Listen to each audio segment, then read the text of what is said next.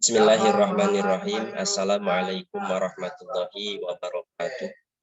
Waalaikumsalam warahmatullahi wabarakatuh. warahmatullahi wabarakatuh.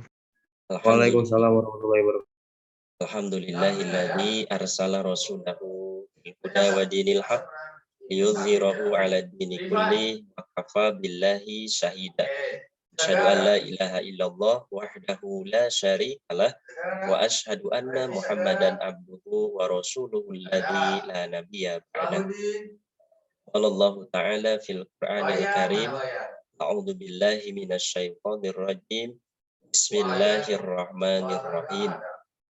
Ya ayyatuhan nafsul mutmainnah irji'i ila rabbiki radiyatan mardiyah adkhuli fi ibadi wa adkhuli jannati.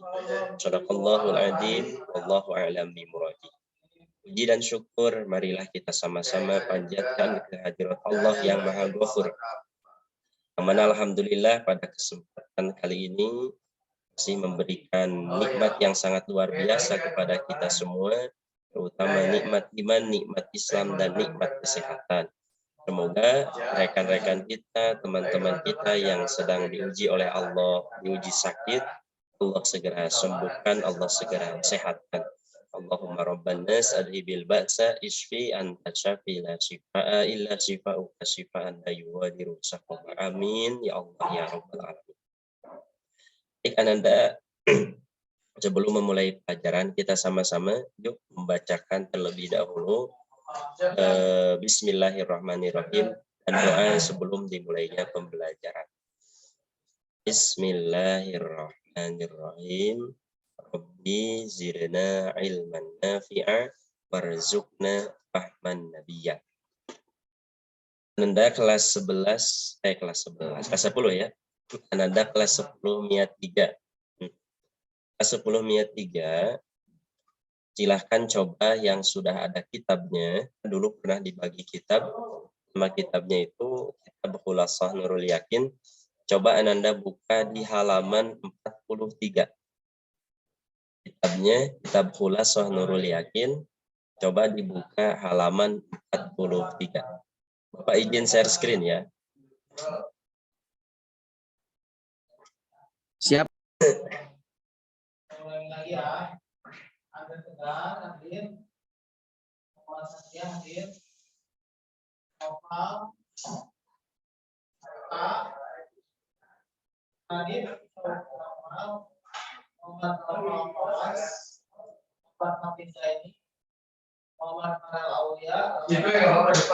Share screen-nya udah ada nampil?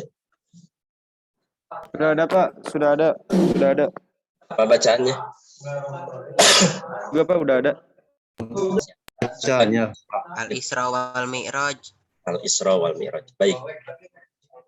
Anda bisa kalau yang di kitab halaman 43. Isra'uhu sallallahu alaihi wasallam wa mi'rajuhu. Al-Isra wal Mi'raj. Pernah Anda mendengar kalimat ini sebelumnya? Pernah. Isra Mi'raj itu.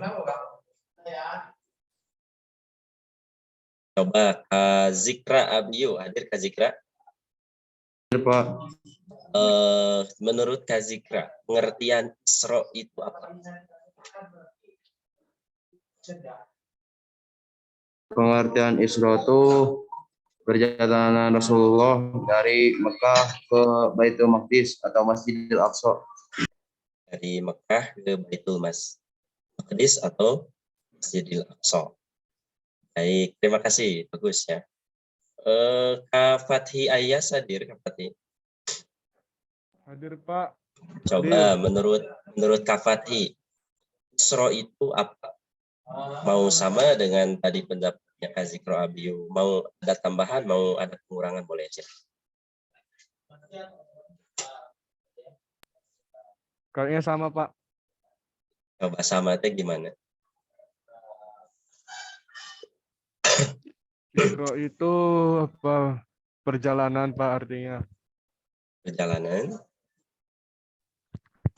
Kalau Mi'raj itu dinaikkan. Ya, Isra itu perjalanan, Mi'raj itu dinaikkan. Bagus ya. Terima kasih Ananda yang telah memberikan definisi tentang Isra dan Mi'raj.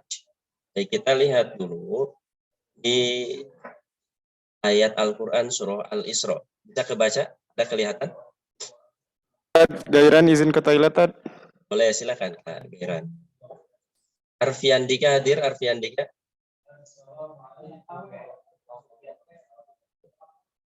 Baik, Arfiandika hadir.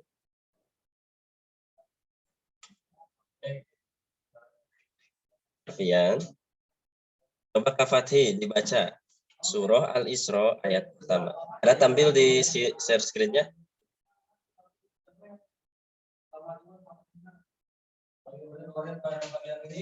Coba Kak Fathi dibaca.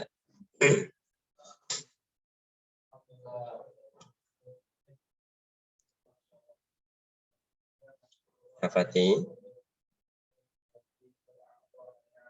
Azikra Abiyu, coba dibaca. Siapa? A'udzu billahi minasyaitonir rajim. Bismillahirrahmanirrahim. Subhanalladzi asra bi'abdihi lailam minal masjidil harami ilal masjidil aqsa alladzi barakna haulahu linuriyahu min ayatina innahu huwas samiul basir. Sadaqallahul azim. Baik, terima kasih.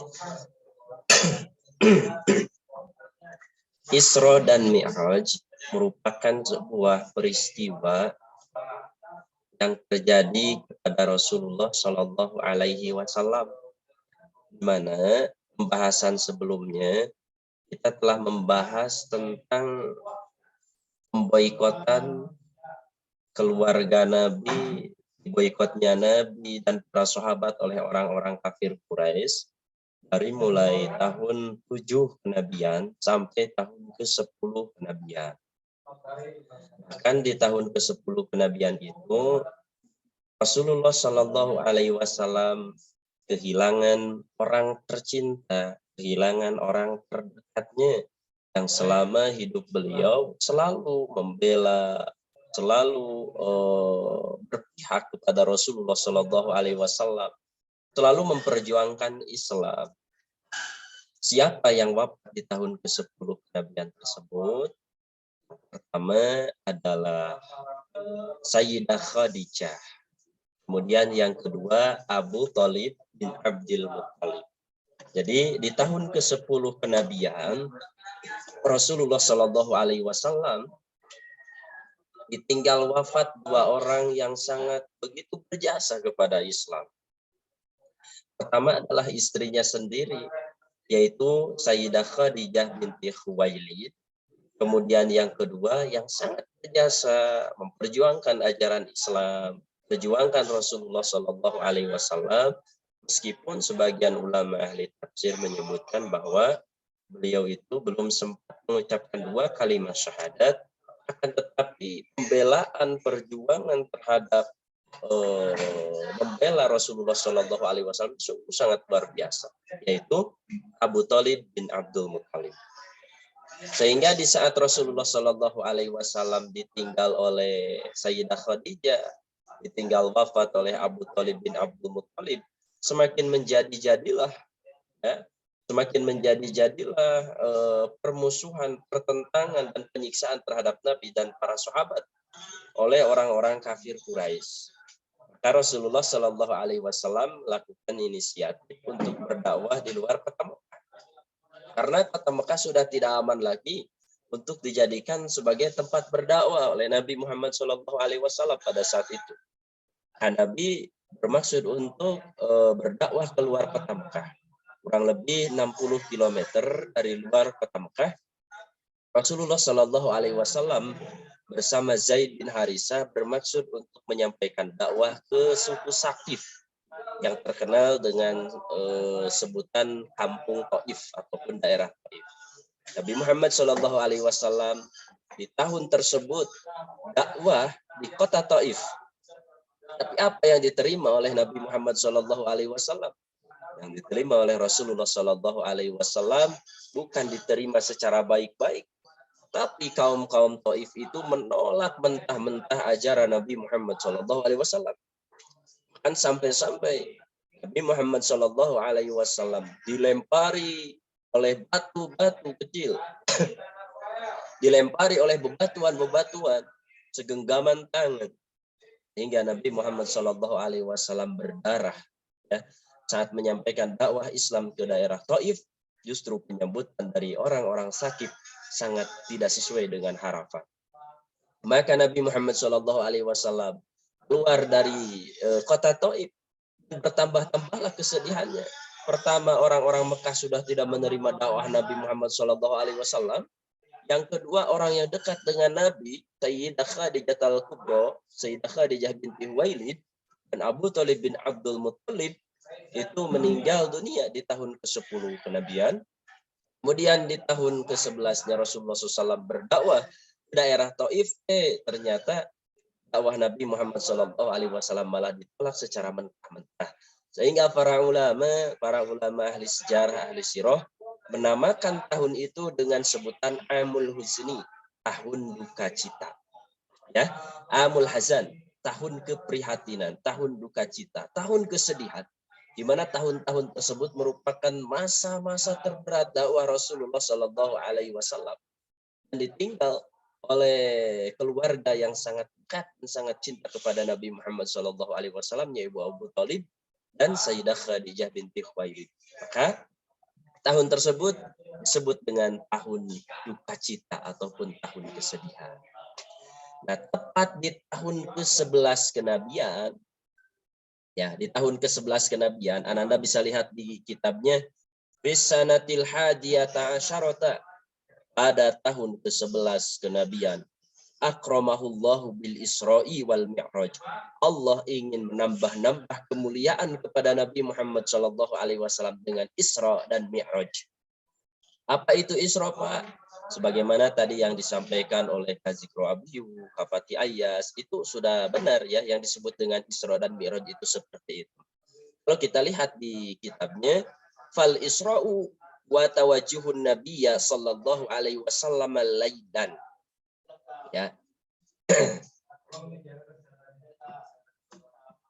Itu yang disebut dengan Isra itu perjalanan ataupun diperjalankannya Rasulullah Shallallahu Alaihi Wasallam pada waktu malam. Kalau kita melihat mengacu kepada Al-Quran, surah Al-Isra ayat yang pertama ini, Subhanalladzi asra bi'abdihi lailan minal masjidil haram ilal masjidil aqsa alladzi barakna haulahu linuriyahu min ayatina innahu huwas samiul basir. Nanti Anda hafal ya ayatnya ini, hafal serta terjemahannya. Subhanalladzi, maha suci dat Allah, asra, lafadznya itu ingat, asra. Asra itu yang memperjalankan. Jadi Nabi Muhammad itu bukan saro. Kalau saro itu berjalan sendiri. Tapi Rasulullah Shallallahu Alaihi Wasallam, maha suci dat Allah yang telah memperjalankan hambanya bi abdihi. Sebutan untuk manusia tertinggi dalam Al-Quran itu adalah abdun. Karena sebutan untuk manusia dalam Al-Quran itu kurang lebih ada 4. Yang pertama abdun, ini tingkatan paling tinggi. Yang kedua bashar. Yang ketiga nas. Yang keempat insan. Itu sama-sama sebutan untuk manusia. Tapi tingkatan yang paling tinggi adalah abdun. Kita di surah Al-Furqan misalkan, wa ibadur rahmanil ladzina yamshuna 'alal ardi hauna wa idza khatabahumul jahiluna qalu salama. Jadi tingkatan manusia tertinggi itu adalah abdullah, hamba-hambanya Allah Subhanahu wa taala. Termasuk Allah Subhanahu wa taala memanggil kepada Rasulullah Shallallahu alaihi wasallam di ayat pertama surah Al-Isra ini dengan sebutan abdi. Subhanalladzi asra bi'abdihi lailan. Maha suci dat Allah yang telah memperjalankan hambanya pada sebahagian waktu malam. Dari mana perjalanan Isra-nya Rasulullah Shallallahu alaihi wasallam? Minal Masjidil Haram ilal Masjidil Aqsa. Dari Masjidil Haram yang berada di Mekah Al-Mukarramah ilal Masjidil Aqsa, perjalanan itu sampai ke Masjidil Aqsa. Jadi bisa kita simpulkan kalau mengacu kepada ayat ini bahwa yang disebut dengan Isra itu adalah diperjalankannya Rasulullah Shallallahu Alaihi Wasallam pada sebagian waktu malam dari Masjidil Haram sampai ke Masjidil Aqsa yang berada di Palestina. Nah, seperti itu.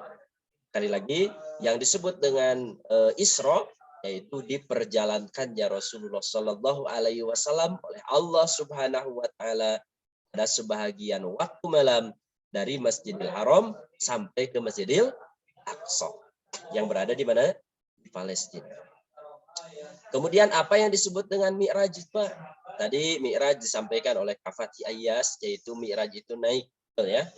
Jadi Mi'raj itu dinaikannya Rasulullah Shallallahu Alaihi Wasallam dari Masjidil Aqsa, kemudian nanti sampai ke Sidratul Muntaha, sampai nanti dapat tugas dari Allah Subhanahu Wa Taala berupa kewajiban salat yang 5 waktu itu. Nah ini Allah Subhanahu Wa Taala memperjalankan Rasulullah SAW pada sebagian waktu malam. Allah linuriyahu min ayatina, tujuannya ingin memperlihatkan tanda-tanda kekuasaan Allah Subhanahu Wa Taala kepada Rasulullah Shallallahu Alaihi Wasallam.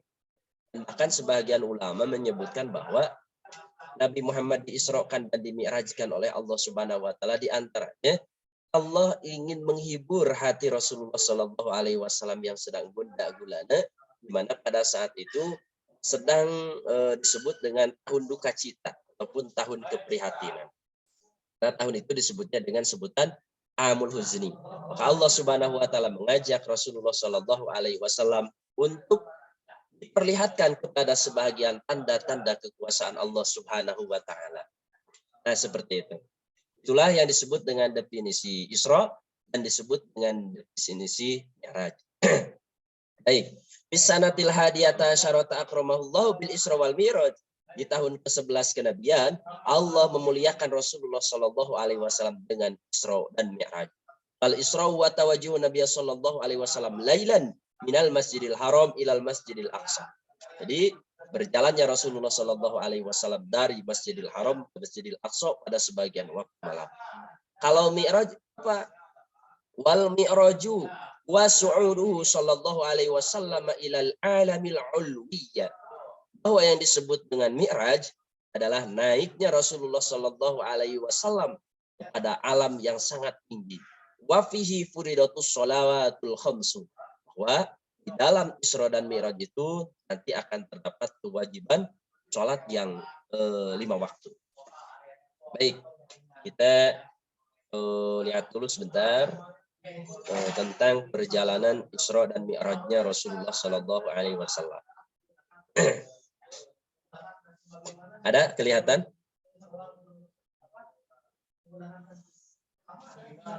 Cek. Nanda bisa kelihatan? Share screen-nya.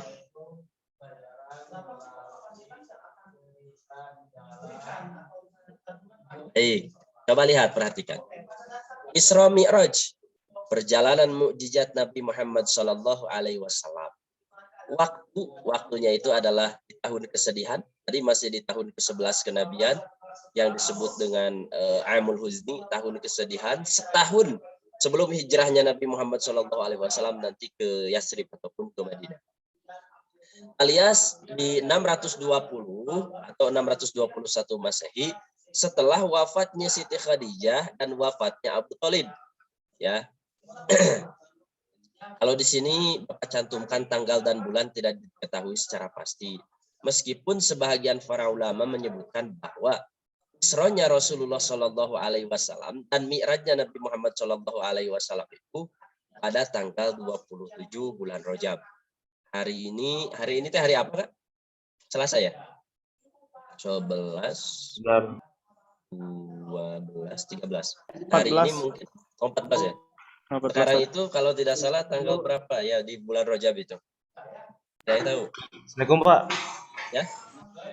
Pak tadi Pak Virus hadir Pak. Virus. Siap. Tadi laptopnya mati habis baterai Pak tiba-tiba. Sekarang lagi dicas. Siap. Baik, Virus ya hadir ya. Ya. Makasih Pak. Yo, sama-sama. Pak, sekarang Yaumul Bid Pak ya? Sekarang tanggal berapa sekarang? Pak, Yaumul Bid Pak sekarang Pak ya? Oh iya, 14 coba Pak, coba 14. Bapak lihat dulu. Kalau 13 Rajab. Sekarang tanggal berapa Rojab? Ada yang tahu? 13. Yaumul Bid. Yaumul Bid. Yaumul Bid itu 13, 14, 15. Jadi Ananda boleh berpuasa, bahkan dianjurkan ya, berpuasa di 13, 14, 15. Karena siapa yang berpuasa 3 hari dalam 1 bulan ya di Yaumul Bid ini, maka Ananda sama dengan berpuasa selama 1 bulan penuh. Itu seperti itu. Dan sangat luar biasa pahalanya, apalagi sekarang itu bulannya bulan Rajab. Yang akan kita bahas ini ya, ada peristiwa yang sangat luar biasa di bulan Rajab ini, yaitu Isra Mi'raj. Nah, meskipun sebahagian ulama menyebut bahwa waktunya itu tidak diketahui, tapi sebahagian menyebutkan bahwa Isra dan Mi'rajnya Rasulullah SAW itu tanggal 27 bulan Rajab. Sekarang adalah tanggal 13, besok 14, besoknya lagi 15. Cocok tuh buat kita yang sedang sehat ya, dalam kondisi tidak sakit, memanfaatkan waktu Yaumul Bid ataupun Yaumul Bid ini dengan berpuasa 13, 14, 15. Apalagi di bulan Rajab ini merupakan sebahagian bulan yang dimuliakan oleh Allah Subhanahu wa taala. Kalau Ananda mau lihat, coba dilihat di surah At-Taubah. Surah At-Taubah ayat 36. Allah Subhanahu wa taala berfirman, A'udzu billahi minasyaitonir rajim. Bismillahirrahmanirrahim. Inna iddatas syuhuri 'indallahi 12 syahran fi kitabillah. Yauma khalaqas samawati wal ard minha arba'atun hurum.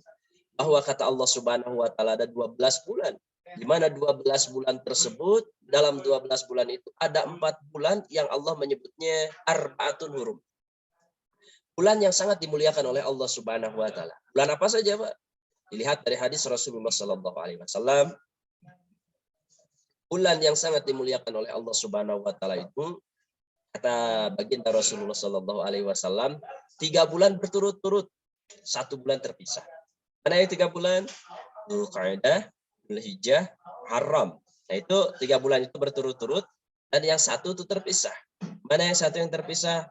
Yaitu Rajab. Ya, Rajab itu terpisah. Kalau bulan Ramadan itu kenapa, Pak? Bulan Ramadan itu disebutnya Sayyidus Syuhur, rajanya dari semua bulan. Nah, yang 4 bulan ini adalah bulan yang sangat dimuliakan oleh Allah Subhanahu wa taala, Dzulqa'dah, Dzulhijjah, Muharram, kemudian Rajab. Hati-hati Ananda semuanya, di bulan ini di dalam surah At-Taubah tadi ayat yang ke-36, fala tudlimu fihin anfusakum. Kita itu jangan sampai mendolimi diri kita sendiri dengan melakukan perbuatan-perbuatan dosa di bulan ini. Apa? Perbuatan baiknya dilipat gandakan di bulan yang istimewa ini. Perbuatan buruk pun kejelekannya akan dilipat gandakan oleh Allah Subhanahu wa taala. Kita kembali kepada tema, yaitu tentang Isra'uhu sallallahu alaihi wasallam wa Mi'rajuhu. Di tahun ke-11 kenabian ada perjalanan Rasulullah sallallahu alaihi wasallam yang disebut dengan Isra dan Mi'raj. Ya, Isra dan Mi'raj. Isra tadi pengertiannya seperti itu, Mi'raj juga pengertiannya seperti itu. Ini adalah mukjizat Rasulullah Shallallahu Alaihi Wasallam. Isra dan Mi'raj itu tidak ada satu nabi pun yang diisrokan dan dimi'rajkan oleh Allah Subhanahu Wa Taala seperti sebagaimana Rasulullah SAW Isra dan Mi'raj. Ya, ini mukjizat. Kalau misalkan Nabi Sulaiman bisa terbang menunggangi angin, ini Rasulullah Shallallahu Alaihi Wasallam terbangnya bukan hanya di seputaran planet bumi, tapi beliau Rasulullah Shallallahu Alaihi Wasallam terbangnya ke ruang angkasa, di mana pada saat itu belum ada satu orang pun dan belum ada kendaraan pun yang bisa terbang. Ya, sementara Rasulullah Shallallahu Alaihi Wasallam Isra minal Masjidil Haram ilal Masjidil Aqsa, dari Masjidil Haram sampai ke Masjidil Aqsa, dan Mi'raj. Kita lihat dulu perjalanannya. Ada di PowerPoint-nya, coba lihat. Ya. Isra perjalanan dari Masjidil Haram, yaitu di Mekah, ke Masjidil Aqsa, itu Yerusalem, ditempuh dalam sebagian waktu malam. Mekah sampai ke Yerusalem itu kalau dihitung dari skala kilometer kurang lebih 1240 kilometer. Ya. Mekah Yerusalem 1240 kilometer. 2 jam dengan pesawat terbang. Tapi dulu belum ada pesawat terbang. Sedangkan Mi'raj nembus 7 lapis langit, berjumpa para nabi terdahulu, menyaksikan isi surga dan neraka, berhenti di Sidratul Muntaha. Sebelum Mi'raj, Nabi Muhammad SAW ditawari khamar dan susu oleh malaikat Jibril. Nabi memilih susu, pilihan sesuai fitrah manusia yang benar. Jadi begini, ketika sampai di Masjidil Aqsa, kemudian Rasulullah SAW sebelum Mi'raj oleh malaikat Jibril itu ditawari air susu dan air khamar, ya. Tapi Rasulullah SAW lebih memilih air susu. Kemudian kata Jibril, benar sekali pilihanmu, wahai Nabi Muhammad SAW. Itu sesuai dengan fitrah. Ya, fitrah sebagai manusia, memilih yang suci, memilih yang benar.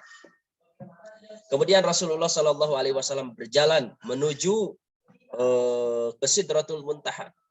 Di langit pertama, ini catat ya kalau Ananda dikhawatirkan lupa. Di langit pertama, Rasulullah SAW bertemu dengan Abul Bashar.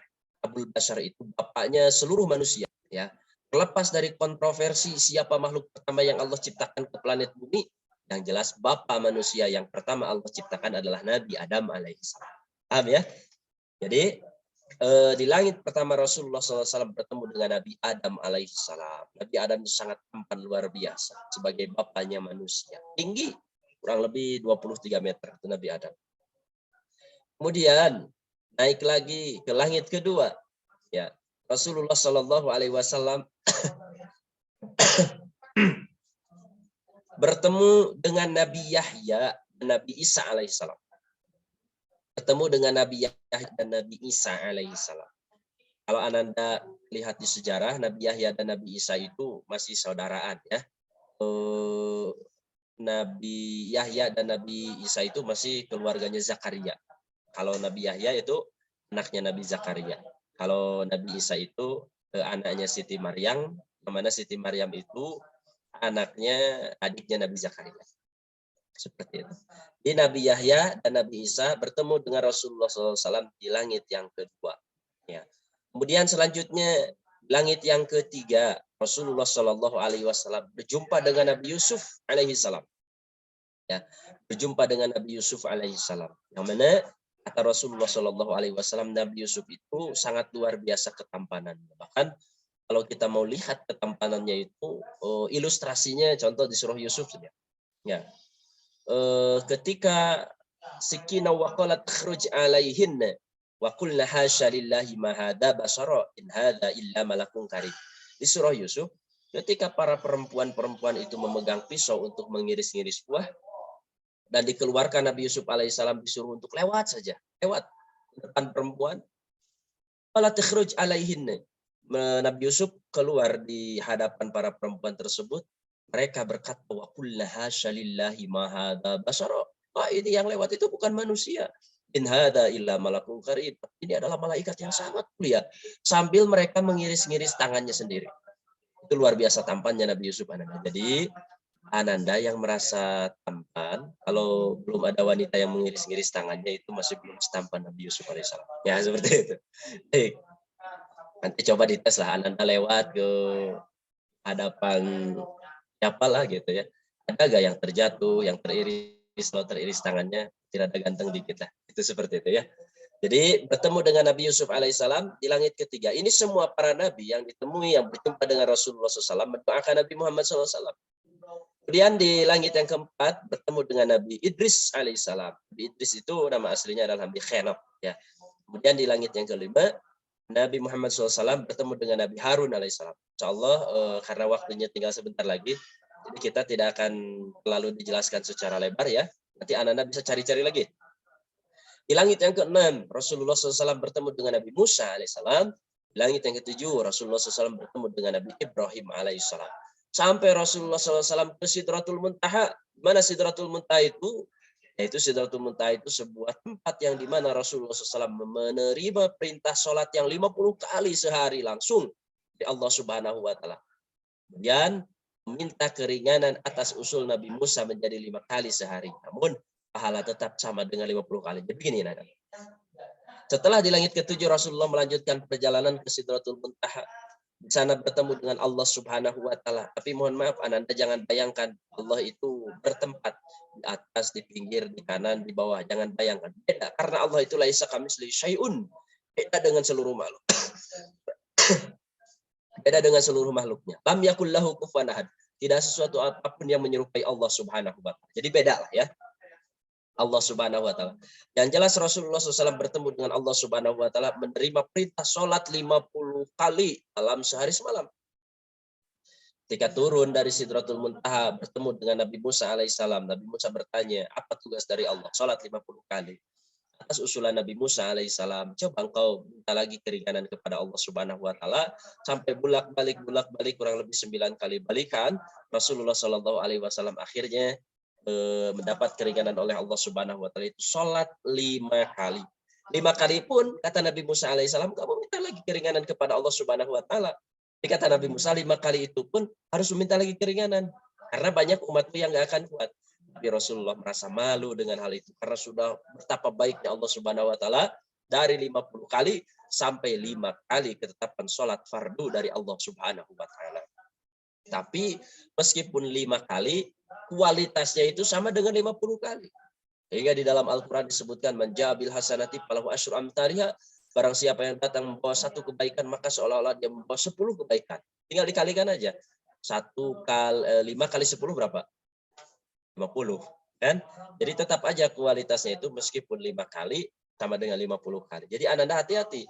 Kita meninggalkan sholat 1 kali saja itu sama dengan 10 kali.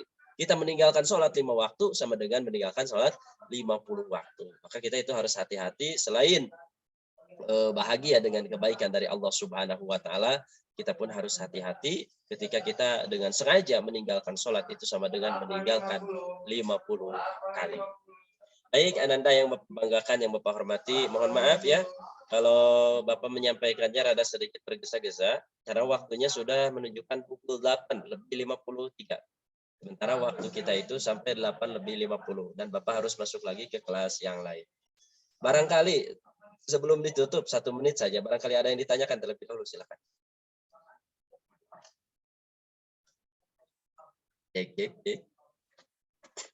Ada? Udahlah jelas Pak.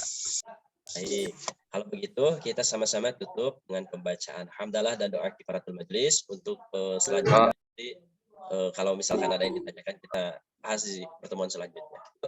Alhamdulillahirabbil alamin. Alhamdulillahirrahmanirrahim. Allahumma asyhadu an la ilaha illa anta astaghfiruka wa atubu ilaik. Mohon maaf atas segala kekurangan, hilaf dan salah. Terima kasih atas perhatiannya. Jazakumullahu khairan katsira. Subhanallahumma wa bihamdika asyhadu an la ilaha illa anta astaghfiruka wa atubu ilaik. Assalamualaikum warahmatullahi wabarakatuh. Waalaikumsalam warahmatullahi wabarakatuh. Atur nuhun, Pak. Ya, sama-sama. Iya, Pak. Makasih. Ya. Apa duluan ya keluarnya? Thank you, Pak. Ya.